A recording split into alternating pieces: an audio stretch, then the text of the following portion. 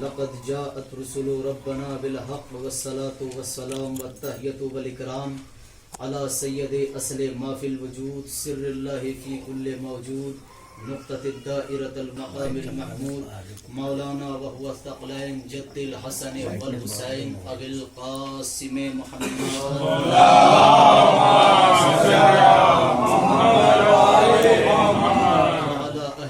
الطيبين الطاهرين المعصومين المظلومين ولعنة الله على أعدائهم أجمعين من يومنا هذا إلى يوم قيام الدين وقوله الحق وهو أصدق الصادقين قال في القرآن المبين بسم الله الرحمن الرحيم إن الدين عند الله الإسلام صلوات محمد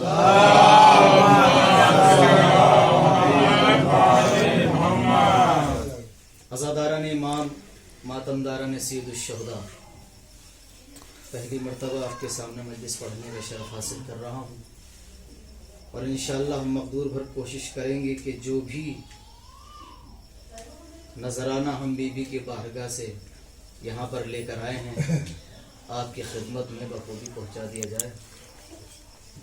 سب سے پہلے ہم یہ سمجھ لیں کہ فرش عزا کی فضیلت کیا ہے، اس فرش عزا کی عظمت، اس کا وقار، اس کا معیار، اس کا کردار، اس کی اہمیت کیا ہے۔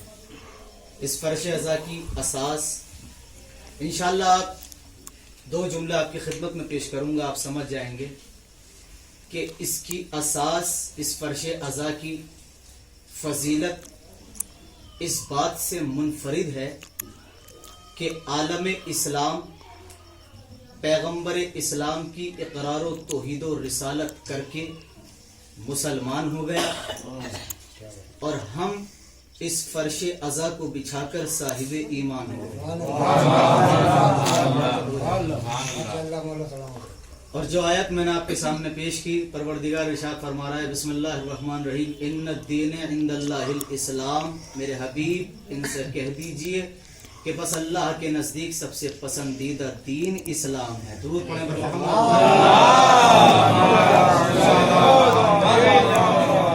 بہت اختصار کے ساتھ انشاءاللہ کوشش کروں گا کہ آپ محظور ہوں۔ ایک واقعہ آپ کی خدمت میں پیش کر دیتا ہوں۔ ایک کتاب ایرانیوں نے چھاپی ہے نہج الفارس کے نام سے، جناب سلمان فارسی، ان کی زندگی کے اوپر وہ کتاب چھپی ہوئی ہے، اور اسی میں سے ایک چھوٹا سا واقعہ بہت ہی خوبصورت اور مشہور و معروف ہے، آپ کی خدمت میں پیش کرتا ہوں۔ اور یہ کہ چند لوگ مولا علی کی خدمت میں آئے، بڑے ہی غور سے سنیے گا، انشاءاللہ محظور ہوں گے۔ چند لوگ مولا علی کی خدمت میں آئے اور آنے کے بعد عرض کرتے ہیں کہ یا علی، سنا ہے آپ مردے کو زندہ کرنا جانتے ہیں، سنا ہے آپ مردے کو زندہ کرنا جانتے ہیں۔ ایک مرتبہ مولا علی مسکرائے اور مسکرا کر ان کے چہرے پر نگاہ کی اور فرماتے ہیں میرے امام کہ یہ کام تو ہمارے گھر کے نوکر بھی جانتے ہیں، یہ کام تو ہمارے گھر کے نوکر بھی جانتے ہیں۔ اب جب نوکروں کا ذکر آیا تو سب کا ذہن جناب سلمان کی طرف پہنچا۔ اچھا، سوچنے والی بات یہ ہے کہ جناب سلمان ہی کی طرف ان کا ذہن کیوں پہنچا؟ حالانکہ مولا علی کے اور بھی صحابی تھے، جناب مقداد تھے، جناب ابو ذر غفاری تھے، اور صحابہ کرام تھے۔ تو زان محترم، سوچنے کی بات یہ ہے کہ ان لوگوں کا ذہن جناب سلمان کی طرف یوں پہنچا تو یقیناً وہ جانتے تھے کہ سلمان بھی مردہ زندہ کر سکتا ہے۔ اب وہ وہاں پہنچے کہ جہاں پر جناب سلمان موجود تھے، جناب سلمان کے پاس آئے اور آنے کے بعد کہتے ہیں کہ سلمان، ہم تیرے مولا کے پاس سے آ رہے ہیں اور ہم نے ان سے کہا کہ یا علی، سنا ہے آپ مردے کو زندہ کرنا جانتے ہیں۔ تو انہوں نے کہا کہ یہ کام ہمارے گھر کے نوکر جانتے ہیں، تو علی کا نوکر ہے، کیا تم مردہ زندہ کر سکتا ہے؟ آزما رہے ہیں، امتحان لے رہے ہیں جناب سلمان کا، کیا تم مردہ زندہ کر سکتا ہے؟ اب جناب سلمان نے بڑا عجیب فقرہ کہا، بڑا ہی خوبصورت، کہ ابھی تک تو کیا نہیں، مگر جب وہ کہہ رہا ہے تو ضرور بیداری چاہتا ہوں، شاید محظور ہوں گے۔ ابھی تک تو کیا نہیں مگر جب وہ کہہ رہا ہے تو ضرور کروں گا۔ اب کہتا ہے سلمان، ہمیں دعویٰ نہیں، دلیل چاہیے، دلیل پیش کر ہمارے سامنے۔ جناب سلمان کا ہاتھ پکڑا، ایک قبرستان میں لے کر آ گئے اور ایک قبر کے پاس لے آ کر کھڑا کر دیا کہ سلمان، اس قبر کے مردے کو زندہ کرو۔ بہت توجہ چاہتا ہوں، سلمان، اس قبر کے مردے کو زندہ کرو۔ جناب سلمان نے قبر کی طرف نگاہ کی اور فرمایا کہ اس قبر کے مردے کو زندہ کرنا ہے، کہاں اسی قبر کے مردے کو زندہ کرو۔ جناب سلمان، ایک مرتبہ جناب سلمان نے اپنے دستے مبارک قبر کے اوپر رکھا، بڑے ہی سکون سے پڑھوں گا، انشاءاللہ سنیے گا۔ اپنا دستے مبارک قبر کے اوپر رکھا اور رکھنے کے بعد بڑا عجیب فقرہ کہا کہ وہ کہہ رہا ہے میں مردے کو زندہ کر سکتا ہوں، تم بے اذن علی، علی کے اذن سے کھڑا ہو جا، تم بے اذن علی، علی کے اذن سے کھڑا ہو جا۔ تو جیسے ہی جناب سلمان نے یہ فقرہ کہا تو تاریخ کہتی ہے کہ مردہ قبر کو پھاڑتا ہوا، کفن کو چیرتا ہوا، اللہم صلی اللہ محمد وعلی محمد، اور اٹھنے کے بعد پاگلوں کی طرح ادھر ادھر دوڑنے لگا۔ اور جب دوڑنے لگا تو اس کی زبان پر فقرہ تھا کہ این الجمل، این الجمل، این الجمل، میرا اونٹ کہاں ہے، میرا اونٹ کہاں ہے، میرا اونٹ کہاں ہے۔ اب جتنے آئے تھے جناب سلمان کے پیچھے چھپ گئے ڈر کر اور کہنے لگے کہ اے سلمان، ہمیں اس بات کا تو یقین ہو گیا کہ تم مردے کو زندہ کر سکتا ہے، مگر اتنا تو بتا دے کہ یہ اٹھنے کے بعد کہہ کیا رہا ہے۔ جناب سلمان نے کہا کیا تم نے نبی کی حدیث نہیں سنی؟ کیا حدیث ہے؟ کہ نبی نے فرمایا کہ انسان جس کیفیت میں مر جاتا ہے، جس صورت میں مر جاتا ہے، تو جب وہ مرتا ہے جو بھی فقرہ اس کی زبان پر ہوتا ہے تو اسی کیفیت میں وہ مر جاتا ہے، اور جب وہ زندہ ہوتا ہے تو اسی فقرے کو لے کر زندہ ہوتا ہے۔ کہ سمجھے نہیں؟ سمجھا دے کہ یہ ایک صحرا میں جا رہا تھا اپنے اونٹ کو لے کر، اور راستے میں اس کا اونٹ گم ہو گیا، اور جب اس کا اونٹ گم ہو گیا تو اپنے اونٹ کو ڈھونڈتا ڈھونڈتا مر گیا۔ تو جب یہ مرا تو اس کی زبان پر فقرہ تھا این الجمل، میرا اونٹ کہاں ہے۔ اب یہ اٹھا ہے تو یہی فقرہ ہے۔ کیا ایسی بات ہے، کیا ایسی ہی بات ہے کہ جبھی تو ہم تم سے کہتے ہیں مدینے کی گلیوں میں کہ جہاں بھی اٹھو، جہاں بھی بیٹھو، جہاں بھی رہو، ہر وقت اپنی زبان پر علی رکھو۔ اگر تم مر جاؤ تو تمہاری زبان پر علی ہو، اور جب اٹھو تو نام علی کے ساتھ علی بولا، علی بولا، اٹھ کر بولا، علی بولا، حضری یا علی، اپنا سلمان۔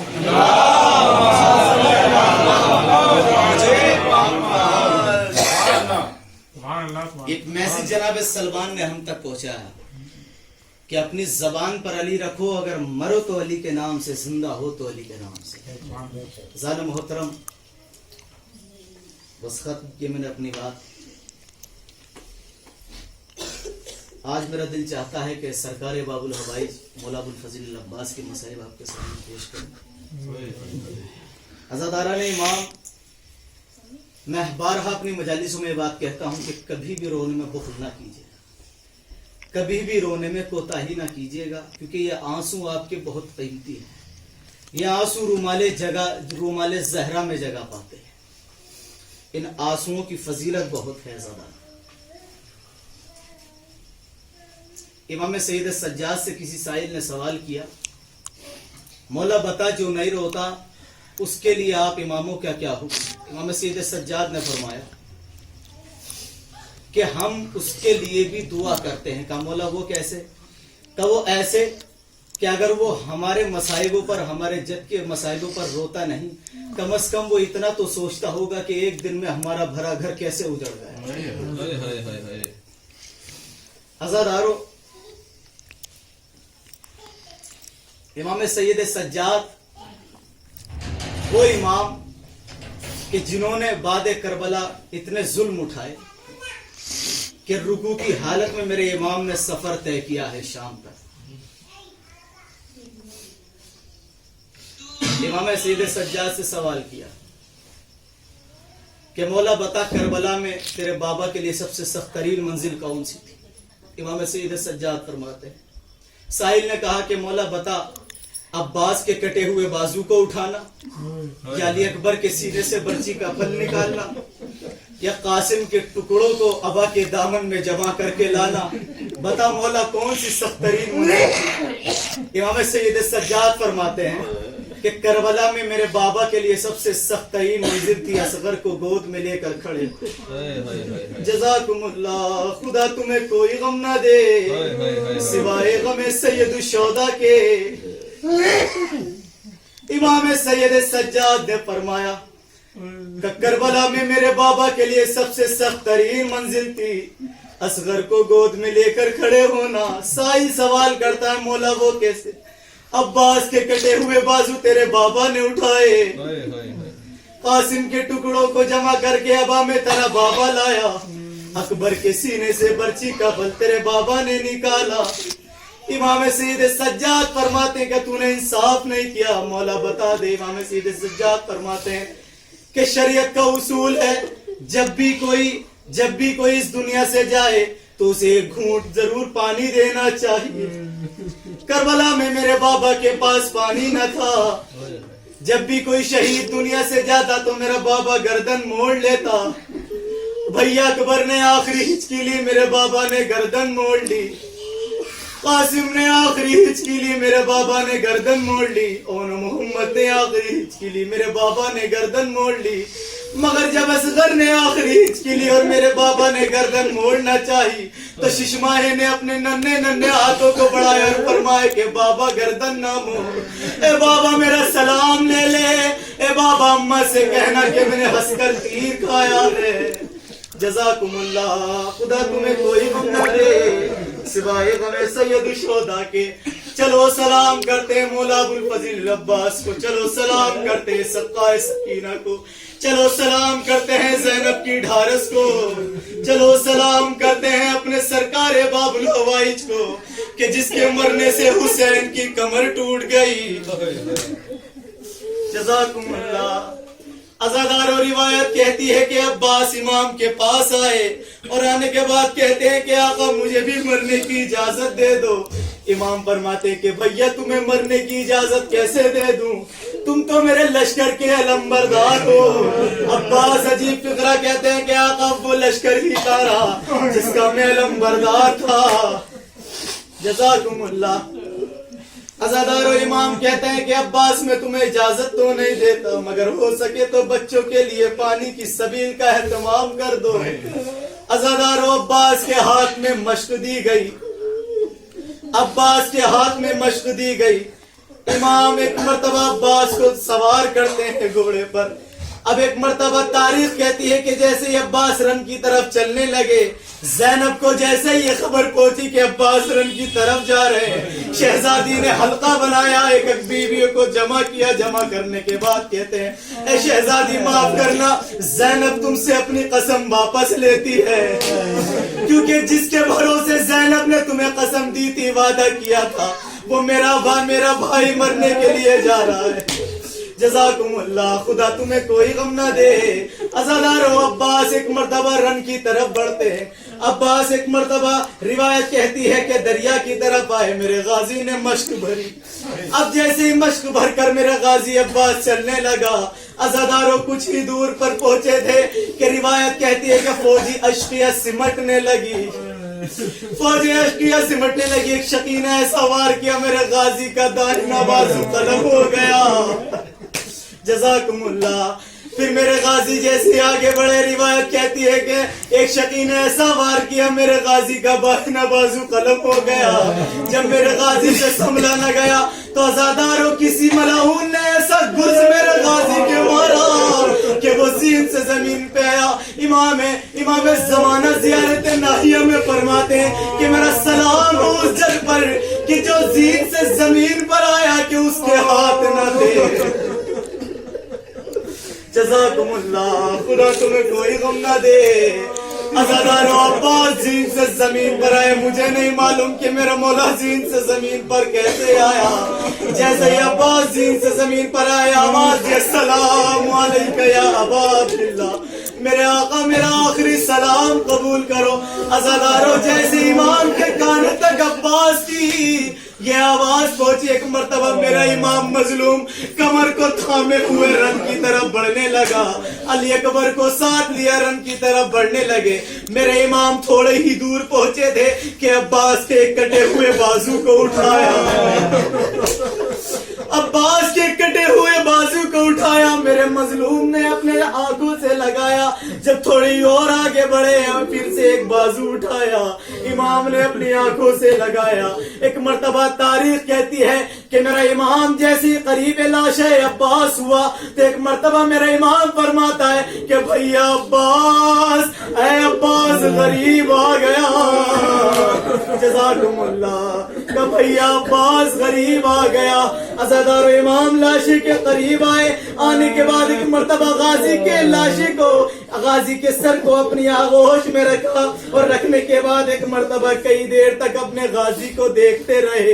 ایک مرتبہ تاریخ کہتی ہے کہ عباس نے کہا کہ آقا میری آخری خواہش ہے کہ میرے لاشے کو خیمے میں نہ لے جانا، یہ میں آپ سے وصیت کرتا ہوں کہ میرے لاشے کو خیمے میں نہ لے جانا، اس لیے میں اپنی بھتیجی سے وعدہ کر آیا تھا کہ جو میں پورا نہ کر سکا۔ عزادار ایک مرتبہ امام فرماتے کہ بھیا میری بھی آخری خواہش ہے کہ جب سے تم پیدا ہوئے ہو تم نے کبھی مجھے بھائی کہہ کر نہ پکارا۔ جزاکم اللہ۔ عزادار امام فرماتے کہ جب سے تم پیدا ہوئے ہو تم نے مجھے بھائی کہہ کر نہ پکارا، بھیا آخری مرتبہ بھائی کہہ دو۔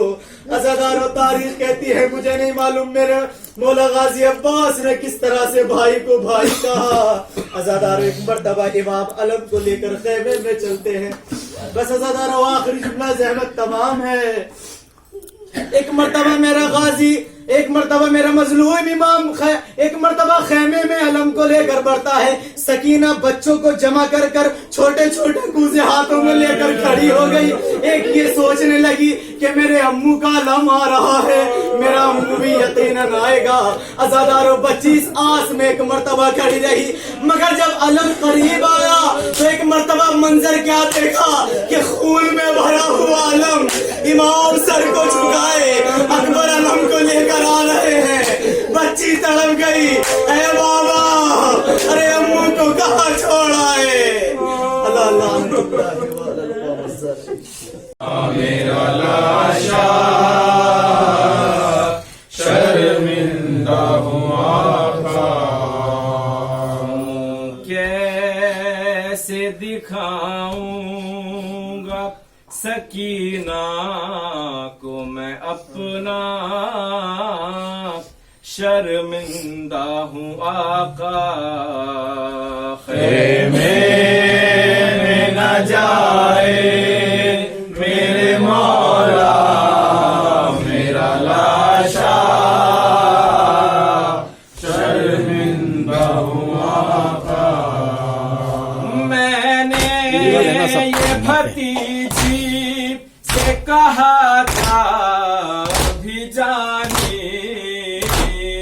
لاتا ہوں میں پانی میں نے یہ بھتیجی سے کہا تھا جاتی